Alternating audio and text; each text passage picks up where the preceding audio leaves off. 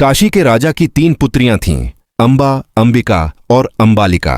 जब तीनों विवाह योग्य हुईं तो राजा ने उनका भव्य स्वयंवर आयोजित किया। स्वयंवर में सभी देशों के राजाओं को आमंत्रित किया गया, लेकिन हस्तिनापुर को निमंत्रण नहीं भेजा गया। काशी के इतिहास में कन्याओं का विवाह हस्तिनापुर के राजाओं से करने की परंपरा थी, परंतु इस बार काशी नरेश ने उस परंपरा को तोड़ दिया। जब यह बात पितामह भीष्म को पता चली तो वे क्रोधित होकर हस्तिनापुर की ओर से स्वयंवर में पहुंचे।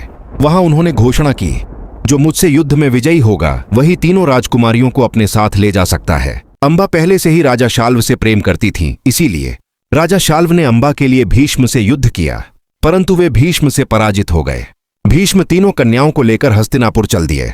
रास्ते में अंबा ने भीष्म से कहा, मैं राजा शाल्व से प्रेम करती हूं, कृपया मुझे उनके पास भेज दें।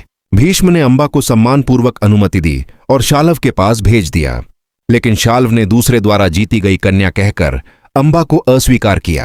अंबा अपमानित होकर पुनः हस्तिनापुर लौटी और बोली, भीष्म ने मुझे सबको हराकर जीता है, तो उसे ही मुझसे विवाह करना होगा।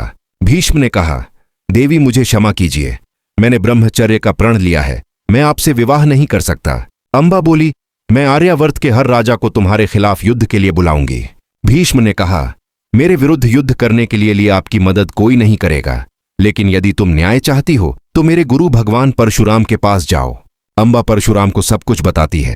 परशुराम कहते हैं, देवी अंबा, इसमें भीष्म की कोई गलती नहीं है, फिर भी तुम्हारे मन की शांति के लिए मैं स्वयं भीष्म से युद्ध करूंगा। भीष्म और भगवान परशुराम के बीच भयंकर युद्ध, परंतु कोई भी पराजित नहीं हुआ। तभी भगवान शंकर प्रकट हुए और बोले, देवी अंबा, यह प्रतिशोध तुम इस जन्म में पूरा नहीं कर सकती। मैं तुम्हें वरदान देता हूं, तुम राजा द्रुपद के यहां जन्म लोगी और भीष्म के मृत्यु का कारण बनोगी। सारा संसार तुम्हें अर्धनारीश्वर शिखंडी के नाम से जानेगा। ऐसे ही इतिहास से जुड़ी कहानी जानने के लिए चैनल को सब्सक्राइब और बेल आइकॉन को दबाएं। साथ में लाइक और शेयर कर देना।